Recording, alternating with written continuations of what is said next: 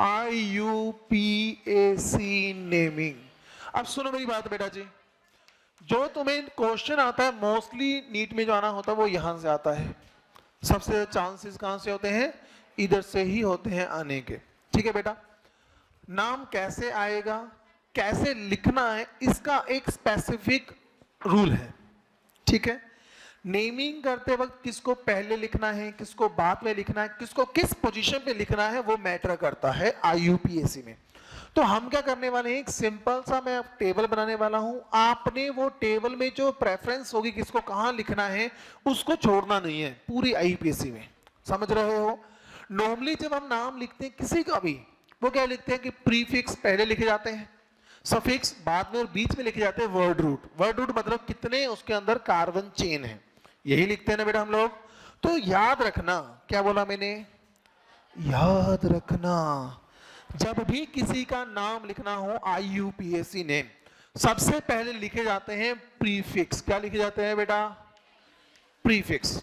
Prefix के बाद लिखे जाते हैं वर्ड रूट। क्या लिखे जाते हैं बेटा? वर्ड रूट लिखे जाते हैं। और लास्ट में लिखे जाते हैं सफिक्स। लेकिन दिक्कत ये होती है, सुन लो बेटा जी, बाद में लिखना। बात ये होती है कि प्रीफिक्स भी हमारे पास दो तरह के होते हैं और सफिक्स भी दो तरह के होते हैं। किस किस तरह के होंगे, कौन किस में आएगा, वो ध्यान रखना होता है।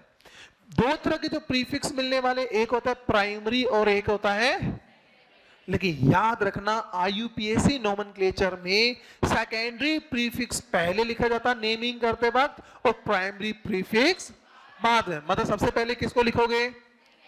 Secondary prefix. ठीक है बेटा, फिर लिखा जाता है प्राइमरी। ये कौन कौन से होते हैं वो मेरा काम है बताना। ओके बेटा जी, अब बात है सेकेंडरी प्रीफिक्स में कौन कौन होगा। सेकेंडरी प्रीफिक्स में आते हैं साइड ग्रुप्स। क्या आते हैं बेटा? ऐसे ग्रुप जो आपके पास क्या होंगे, पेरेंट चेन के साइड में लगे हुए होंगे, जिनकी ब्रांचिंग बोलते हैं। क्या बोलते हैं उनको बेटा?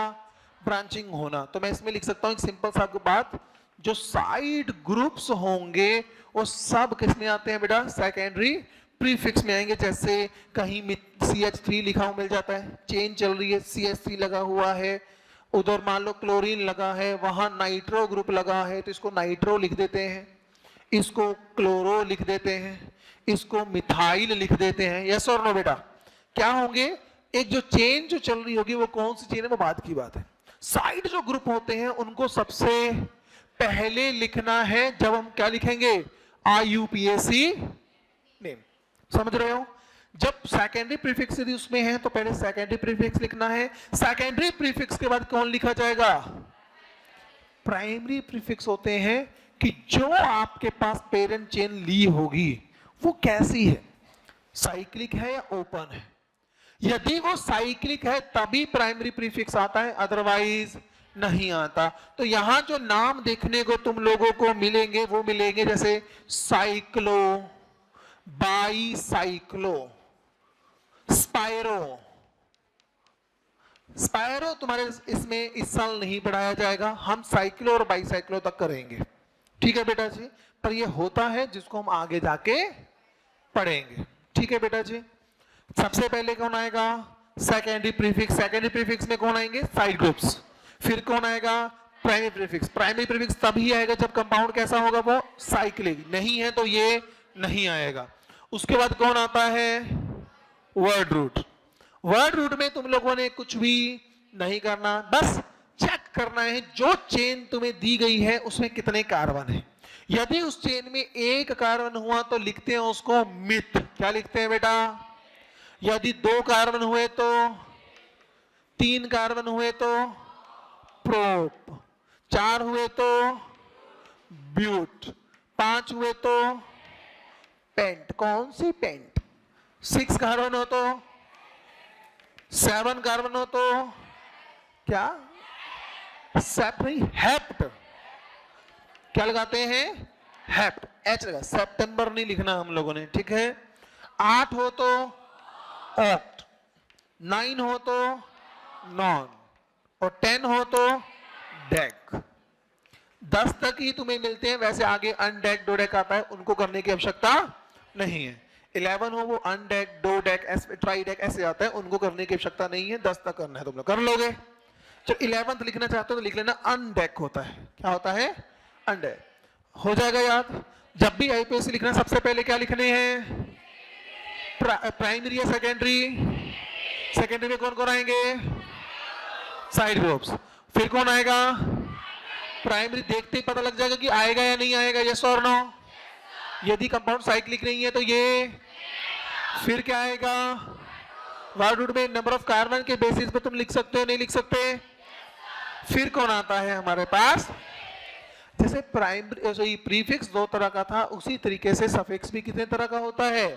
दो ही तरह का होता है। एक होता है प्राइमरी और एक होता है बेटा, इसमें पहले किसको लिखते हैं? प्राइमरी को, ठीक है बेटा जी। और फिर किसको लिखते हैं? Secondary suffix. उधर सेकेंडरी पहले था, इधर नॉर्मल था, रख सकते हो ध्यान बेटा। अब बात आती है प्राइमरी सफिक्स कौन कौन से होंगे? ये होते हैं कि जो चेन हमारे पास ली गई है उसके अंदर कैसे बॉन्ड्स प्रेजेंट है। यदि कार्बन कार्बन सिंगल बॉन्ड हो तो उसको लिखते हैं एन। क्या लिखते हैं उसको? कार्बन डबल बॉन्ड कार्बन हो तो उसको क्या लिखते हैं? इन। कार्बन कार्बन ट्रिपल बॉन्ड हो तो उसको क्या लिखते हैं? आइन। यदि कार्बन कार्बन डबल बॉन्ड दो बार हो तो उसको क्या लिखेंगे? Diyne. Carbon carbon triple bond दो बार हो तो क्या लिखेंगे? डाई आइन। और यदि कार्बन कार्बन डबल भी है, कार्बन कार्बन ट्रिपल भी है उसके अंदर, तो उसको लिखते हैं इनाइन। क्या लिखते हैं उसको? लिख दो इसको भी यहां पर। यदि दो कार्बन डबल बॉन्ड कार्बन हो तो उसको लिखते हैं डाई इन। यदि आपके पास क्या, अच्छा तीन होंगे तो क्या लिखेंगे? ट्राई इन, ठीक है बेटा। यदि कार्बन ट्रिपल बॉन्ड कार्बन दो मिल जाते हैं तो क्या लिखेंगे? डाई आइन। यस और नो बेटा जी? यदि हमारे पास एक कार्बन डबल बॉन्ड कार्बन हो और उसी में ही एक कार्बन ट्रिपल बॉन्ड कार्बन हो तो क्या लिखते हैं? इनाइन। क्या लिखते हैं? इनाइन। बताओ, रख सकते हो ध्यान। अब आते हैं कौन? Secondary suffix. ये रूल बड़ा अच्छा है, पता है इसमें कहीं बदलाव नहीं होगा, ये हमेशा ही ऐसा ही चलेगा, इसलिए सबसे क्या होता है? इजी। मैं आपको एक बात बताऊं, इतना इजी होता है आईपीएससी नाम लिखना, अभी तक तुम्हें किसी का पता नहीं है किसका नाम क्या लिखते हैं, यस और नो। लेकिन फिर भी तुम आईपीएससी के सारे क्वेश्चन कर सकते हो। सिर्फ एक चीज सीखेंगे, पेरेंट चेन ढूंढना। जैसे ही पेरेंट चेन ढूंढी काम हो जाएगा। लेकिन हम क्या करेंगे? हम तो पूरा पढ़ेंगे। ट्रिक जब चलाएंगे जब तुम्हें क्वेश्चन बताएंगे, ठीक है ना। पहले पूरा रूल सीखेंगे, उसके बाद उधर जाएंगे। सेकेंडरी सफिक्स में आते हैं प्रिंसिपल फंक्शनल ग्रुप्स। क्या आते हैं? Principal function. याद आया? नॉर्मल फंक्शनल ग्रुप और प्रिंसिपल फंक्शनल ग्रुप। यदि एक चेन में दो फंक्शनल ग्रुप हो तो एक उसमें प्रिंसिपल होता है, एक नॉर्मल होता है। जब दो होंगे, जो ज्यादा रिएक्टिव होता है वो प्रिंसिपल फंक्शनल ग्रुप, और दूसरा किस में जाता है? नॉर्मल, मतलब वो सेकेंडरी प्रीफिक्स में काउंट होता है। जैसे मान लीजिए एक कंपाउंड है, उसके अंदर अल्कोहल भी है OH, और उसके अंदर COOH भी है। रिएक्टिव कौन होगा दादा? COOH। तो मुझे बताओ, OH तुम सफिक्स में काउंट करोगे फंक्शनल ग्रुप में, या इधर काउंट करोगे? इधर। रख सकते हो ना ध्यान। सिर्फ प्रिंसिपल फंक्शनल ग्रुप इधर काउंट होते हैं। तो कौन कौन से हो सकते हैं? वो हो सकते हैं, जैसे मान लीजिए तुम्हें दे दिया गया COOH, क्या लिखते हैं इसको? ओइक। क्या लिखेंगे इसको? ओइक, ठीक है बेटा जी। इसके अलावा तुम्हें अमाइड वगैरह मिल सकते हैं। क्या मिल सकते हैं? बस इसके बाद सल्फोनिक आता है, SO3H, NH2, अनदर कुछ भी तुम्हें मिल सकते हैं, यस और नो। वो सब फंक्शनल ग्रुप कहाँ आएंगे? इधर आएंगे। मतलब जब भी हमने किसी आईपीएससी का नाम लिखना होता है, सबसे पहले हम साइड ग्रुप को लिखते हैं, फिर साइक्लो है या ओपन है उसके बेसिस पर, फिर लिखते हैं उसका वर्ड रूट, फिर लिखते हैं उसका प्राइमरी सफिक्स, फिर लिखते हैं सेकेंडरी सफिक्स। बताओ, ये सीक्वेंस याद रह जाएगी? पता लग गया किसमें हम क्या क्या चीजें लिखते हैं। अब एक चीज जो स्पेशली ध्यान रखनी होती है, सुन लो ध्यान से। यदि, क्या बोला? सेकेंडरी सफिक्स का नाम किसी भी वोवेल्स के पास, जैसे A-E-I-O-U, और उसके अलावा Y से स्टार्ट हो रहा हो तो प्राइमरी सफिक्स के E को हटा देते हैं। क्या बोला मैंने? यदि सेकेंडरी सफिक्स का जो नाम आने वाला है वो मान लो स्टार्ट हो रहा है ए से, ई से, आई से, ओ से, यू से या फिर वाई से, तो उस समय हम प्राइमरी सफिक्स के ई को हटा देते हैं। ये बनाओ, फिर मैं नोट लिखवा दूंगा आपको ना।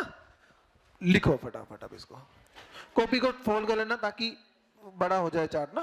हाँ, इसको सही से बनाना, ये सबसे ज्यादा काम की चीज है। बनाओ इसको फटाफट। चलिए अच्छा सुनो मेरी बात बेटा, नोट लिखवा दे फिर। लिख लिया?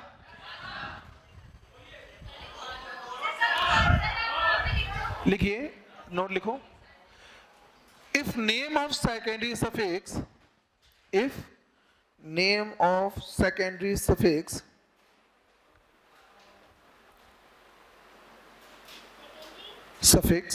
is starts from a, e, I, o, u and y.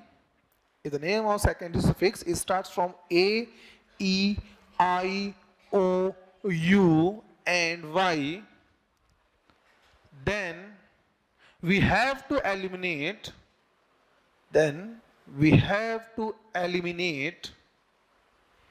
e को ऐसे लिख लेना ना, e दिस ऐसे, have to eliminate e from primary suffix।